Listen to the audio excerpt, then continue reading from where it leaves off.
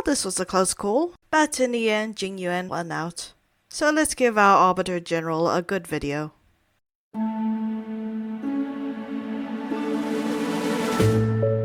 The meticulous general of the Shenzhou Luofu, a calm man and once a member of the High Cloud Quintet. He's handsome, calm, brilliant, and building him kind of scared me. There was a lot of choices to be made for him, and I'm not quite sure if I made the best ones or not.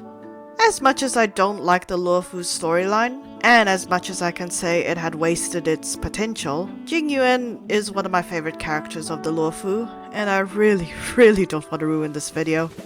I want to get this right, and I want to give Jing Yuan a good build. In the easiest terms I can muster, I don't want to mess up, and I don't know if I have or not. Either way though, Jing Yuan is a great character. The dozing general of the Luofu, who brought in many years of peace. So let's see what we have here. I did kinda wonder a bit, but decided on elf in the end. It's the race that I like using to represent the Shenzhou natives the most.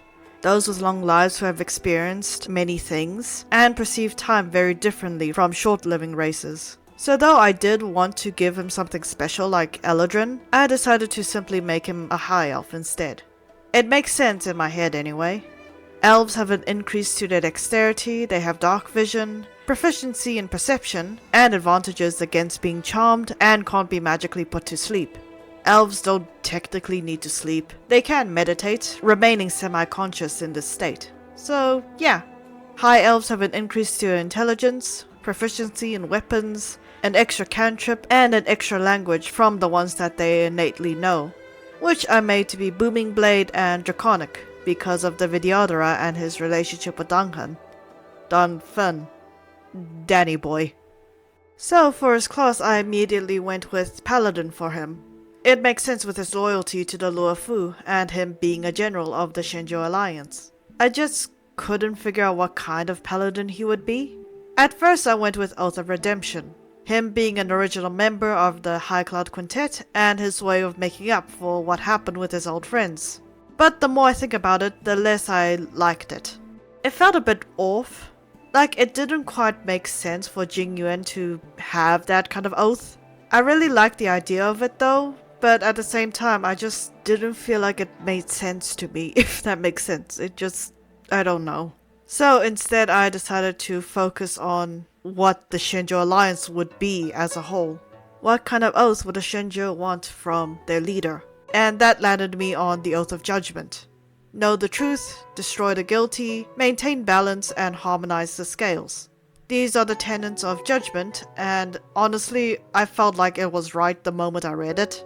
Jing Yuan is a good and fair general, and he would use these tenets to lead the Luofu. You get some useful spells as a Paladin of Judgment, and you get a channel divinity that kind of hurt my brain when I was reading it. You can either call upon cosmic fire from above to burn away your enemies 30 feet from you. They'll need to perform a charisma saving throw against a spell DC, or take radiant damage equal to 10 plus Jing Yuan's Paladin level. They'll also be lit up by ethereal fire, preventing them from hiding or going invisible for 1 minute. Or instead of using your bonus action, you can use your action to summon a being from the lower planes to lend their power to thy voice. Everyone 30 feet from you will need to perform a wisdom saving throw or be turned for 1 minute. They'll try to escape from you during this time, unable to perform any action but that. If they were shapeshifted or concealing their true form, it will be revealed to you during this time.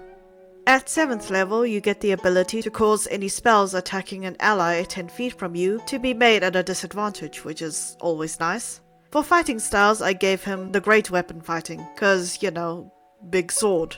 I don't know what else to say about that. As for his ability scores, his strength will be his highest, then charisma, and then wisdom. Constitution, intelligence, and then dexterity will have to be his lowest. For background, I went with folk hero. He's a well-loved general with a very eventful past. He's saved many people in his life and is remembered in legends. I think he deserves to be treated as such in D&D too. And I had a lot of fun picking out his feat.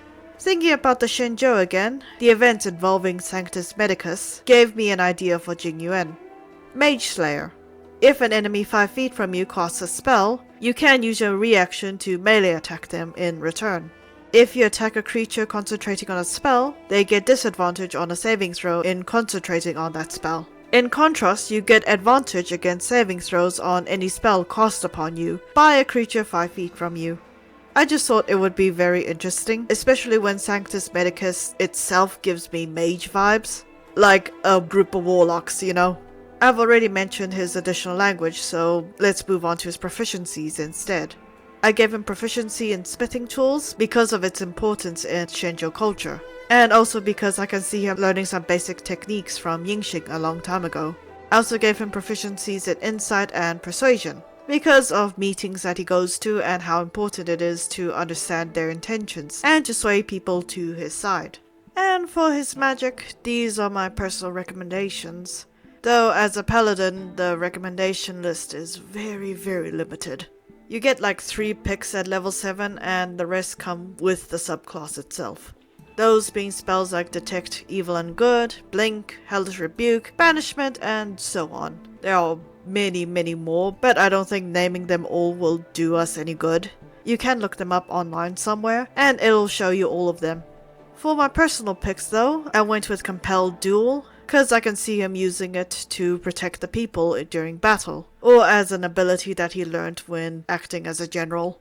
The next 2 being Sky Strike and Radiating Blade of Tempest, as honestly a combination of his ultimate. I have nothing else to say about it. Finally, for his equipment, I would say pick a great sword of some kind, and some kind of armor. I personally went with half plate, but the rest is up to you and what your DM would allow into their game. That's really it. We've made it through the video, and now we get to his backstory. What kind of story should I give to a character like him? Would it be bad if I said I wrote this half asleep at my desk at 11 at night? Maybe, but I am also half asleep writing the script right now, so... I mean, it's fitting, isn't it? The dozing general, you know? Woohoo! I'm just gonna get to the story now. He closed his eyes, and he remembered the scene vividly in his mind. His master standing over him with her blade aimed towards him.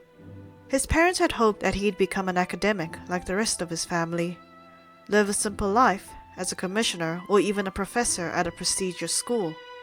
Instead, the day he came of age, he escaped through his bedroom window and enrolled himself in knighthood the moment he had the chance to sign his name onto that piece of paper. They couldn't be mad at him. Even though his parents wanted to be, they could tell that the easy life was never for their son. He rose up the ranks with ease, tackling crises with careful precision and coming up with strategies with a mind unlike any others. He was cunning, he was informed, and his master taught him well in what was expected of him as a knight and later general of their land. She never doubted his talents, not even for a second. They called him a lazy general because of how willing he was to doze off at his desk. They said that he'd rather spend his days lounging around with his cat than actually put effort into his work.